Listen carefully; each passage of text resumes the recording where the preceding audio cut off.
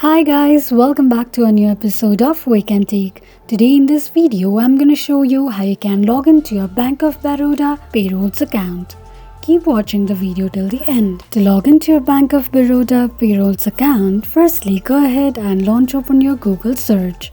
On the search box at the top, type in bankofbaroda.in and make a search. The official page of Bank of Baroda Payrolls account will appear on the screen. Click on Login option at the top right corner of the page. From the drop-down, choose a login account and tap on it. Now all you need to do is enter your username and tap on Login. Enter a password associated with your Bank of Baroda Payrolls account and tap on Login. In case if you don't remember your password, click on Forgot Password option. This is how you can log into your Bank of Baroda's account quickly and easily just in few steps.